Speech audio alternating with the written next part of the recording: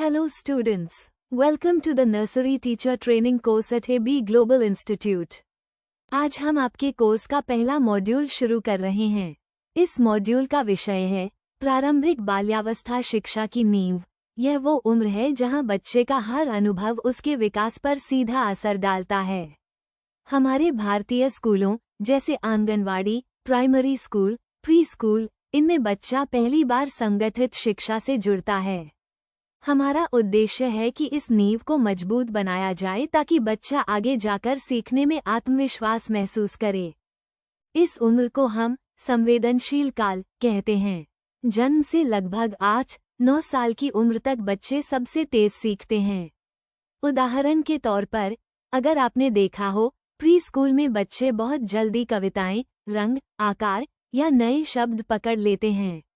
ये इसलिए क्योंकि दिमाग सीखने के लिए बहुत खुला रहता है। यही कारण है कि इस उम्र में गलत तरीके भी जल्दी सीख जाते हैं और अच्छे तरीके भी। इस उम्र में न्यूरॉन्स के बीच कनेक्शन बहुत तेजी से बनते हैं। जब हम बच्चे से बात करते हैं, मुस्कुराते हैं, कहानी सुनाते हैं, उसका दिमाग मजबूत कनेक्शन बनाता है। इसीलिए शिक्षक की भूमिका केवल पढ़ाने की नहीं बल्कि संवाद बनाने की भी होती है।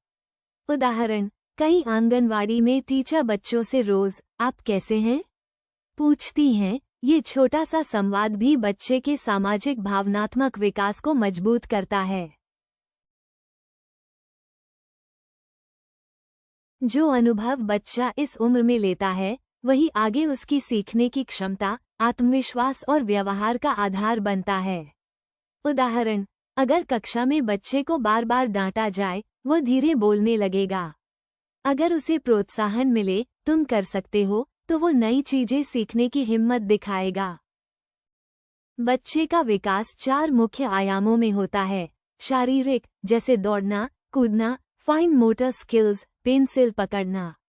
सामाजिक भावनात्मक, जैसे साझा करना, दोस्ती बनाना, गुस्सा नियंत्रित करना। संज्ञानात्मक, मतलब सोचने समझने की क्षमता। भाषाई, बोलना, सुनना, पढ़ना। भारतीय कक्षाओं में हम देखते हैं कि कई शिक्षक सिर्फ लिखने पढ़ने पर ध्यान देते हैं, लेकिन होलिस्टिक डेवलपमेंट जरूरी है।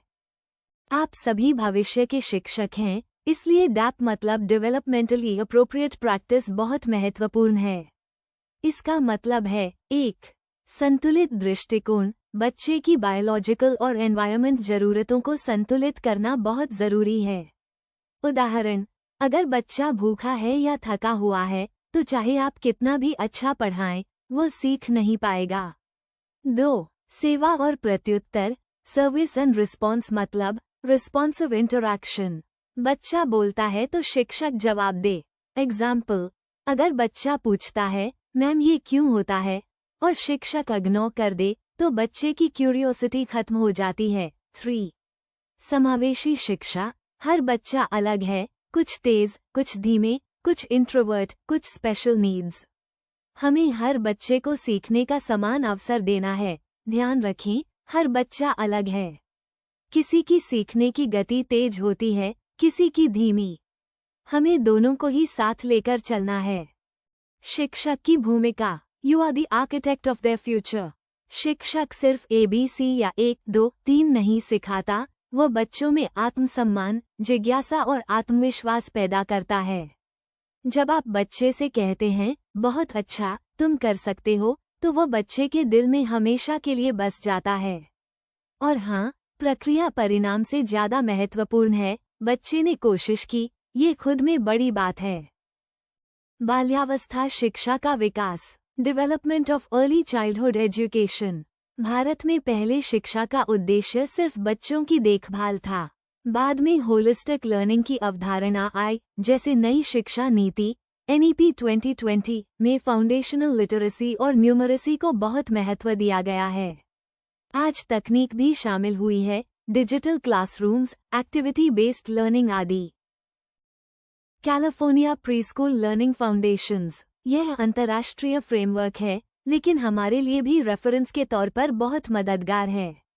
इसमें 48-60 महीने के बच्चों के लिए स्टैंडर्ड्स दिए गए हैं, सामाजिक भावनात्मक विकास, भाषा विकास, गणित, साक्षरता। हम इन मानकों को भारतीय संदर्भ में लागू कर सकते हैं, जैसे आंगनवाड़ी गतिविधियां, प्री प्राइमरी वर्कशीट्स आदि। बच्चे का पहला स्कूल उसका घर होता है। परिवार के समर्थन, संवाद और सकारात्मक व्यवहार का बच्चे की सीखने की क्षमता पर महत्वपूर्ण प्रभाव पड़ता है।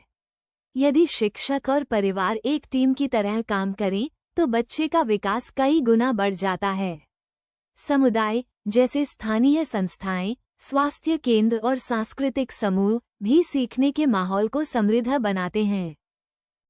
चुनौतियां और समाधान। भारत जैसे विविध और विशाल देश में प्रारंभिक शिक्षा को कई चुनौतियों का सामना करना पड़ता है। गरीबी और संसाधनों की कमी, प्रशिक्षित शिक्षकों की कमी, मानसिक तनाव और असुरक्षित वातावरण, माता-पिता का सीमित सहभाग। फिर भी समाधान संभव हैं, जैसे समावेशी शिक्षण विधियां, निरंतर शिक्षक प्रशिक्षण, सामुदायिक जागरूकता और स्कूल परिवार साझेदारी। धीरे धीरे कई संस्थाएं, सरकारी योजनाएं और प्रशिक्षण कार्यक्रम इस दिशा में परिवर्तन ला रहे हैं। अंत में मैं यही कहना चाहूंगी, प्रारंभिक शिक्षा सिर्फ एक कक्षा नहीं है, ये बच्चे के पूरे जीवन की नींव है। यदि इस नींव को मजबूत बनाया जाए, तो बच्चा आगे जीवन के हर क्षेत्र में आत्मविश्वास से आगे बढ़ सकता है।